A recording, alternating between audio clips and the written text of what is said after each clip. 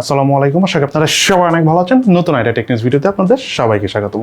আমাদের আজকের দিনে বেশ ইন্টারেস্টিং একটা নিউজ হয়েছে ওপ্পো এবং ওয়ানপ্লাসকে নিয়ে, বাট সেটা আমি ভিডিও শেষ অংশে আলোচনা করবো। আজকে টেকনিউজটা এমনি অনেক ছোট।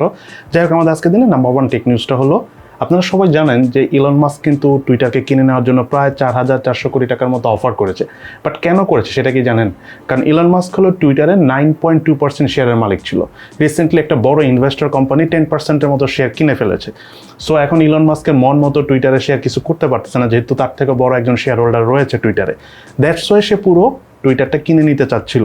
ইভেন ইলন মাস্ক কিন্তু এটা নিয়ে একটু কনফিউজড আছে যে আদৌ তারা এটা কিনবে কি কিনবে না, বিকজ টুইটার নিয়ে অনেক বড় মাস্টার প্ল্যান নেই।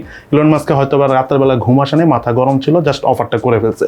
বাট সে এখনো কনফার্ম না আদৌ এটা হবে কি হবে না। দেন সেকেন্ড যে বিষয়টা হলো, আপনারা জানেন যে প্রথম যে টুইটটা হয়েছিল সেই টুইটটা কিন্তু প্রায় 29 লাখ ডলারে অ্যাজ এ এনএফটি হিসাবে সেল করা হয়েছিল, নন ফাঙ্গাল টোকেন নামে আর কি।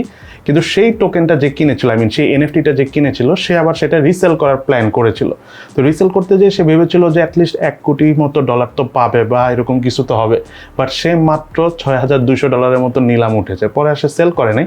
মানে এনএফটি ইন্ডাস্ট্রি যে এখনও অনেক সময় লাগবে দাঁড়াতে, এটা কিন্তু আমরা বুঝতে পারতেছি। এনএফটি বলেন বা এইসব বিটকয়েন বলেন, এগুলো আদৌ এখন পর্যন্ত ওই লেভেলে যায় নাই যে লেভেলে আমরা টিভিতে বলেন বা নিউজ মিডিয়া বা ইউটিউবে দেখে আসতেছি। দেন যে পরের নিউজটা হলো, Xiaomi POCO C40 এই মোবাইলটা আসতে যাচ্ছে মিডিয়াটেকও না, ডায়মেনসিটিও না, ইভেন কোনো ইউনিসকের প্রসেসর এতে থাকবে না। সম্ভবত নতুন একটা প্রসেসর থাকবে। এমন হতে পারে Xiaomi নিজেরা প্রসেসর ইন্ডাস্ট্রিতে আসবে, অথবা কোনো ছোটোখাটো প্রসেসর ইন্ডাস্ট্রিকে Xiaomi হয়তো স্পন্সর করবে বা Xiaomi হয়তো সেখানে ইনভেস্ট করার পর সেই প্রসেসরগুলো Xiaomiর আগামীতে কম দামি ফোনগুলোতে ইউজ করতে পারে, এবং সেটারই প্রথম ফোন হতে যাচ্ছে POCO C40। বাট এটা অন্য কোম্পানিও হতে পারে প্রসেসর। এটা টেকনোলজি নিয়ে যারা রিসার্চ করে তাদের ধারণার মধ্যে তারা এটা বলেছে। সো পরবর্তীতে আমরা ক্লিয়ারলি জানতে পারবো যে এই প্রসেসরটা কোন প্রসেসর, Xiaomi নাকি অন্য কারো। তবে এটা কনফার্ম, মিডিয়াটেক, স্ন্যাপড্রাগন এবং ইউনিসক এগুলো কোনো প্রসেসরই থাকবে না POCO C40 ফোনটাতে। দেন এরপর টেকনিক্সটা হলো OPPO Reno 8 প্রথমবারের মতো 8 Gen 1 প্রসেসর দিয়ে আসতে যাচ্ছে, এবং তার পাশাপাশি ফোনটাতে ভালো ক্যামেরার সাথে থাকবে 4500 mAh ব্যাটারি। এবং এই ফোনটার আমরা আউটলুক রেন্ডার দেখতে পেয়েছি, অনেকটা লিক্স থেকে পেয়েছি, এবং দেখতে অনেকটা OnePlus 10 এর মতো।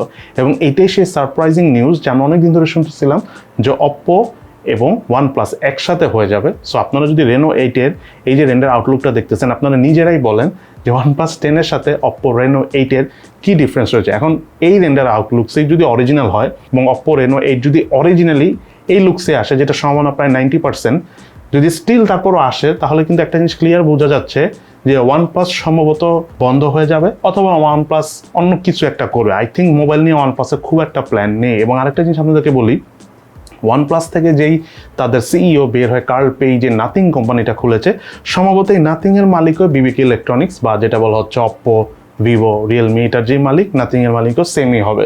সো সময় বলে দিবে কি হতে যাচ্ছে। বাট একটা জিনিস বোঝা যাচ্ছে যে হতে পারে OnePlus বিলুপ্ত হয়ে যেতে পারে বা কোম্পানি বন্ধ হয়ে যেতে পারে। বাট এটা আমি আন্দাজ করতেছি, এটা কনফার্ম না, অনেক কিছুই হতে পারে। যেহেতু OPPO আর OnePlus একসাথে হচ্ছে, অনেক কিছুই হতে পারে, সময় বলে দিবে বাকিটুক। সো আজকে তাহলে এই পর্যন্তই।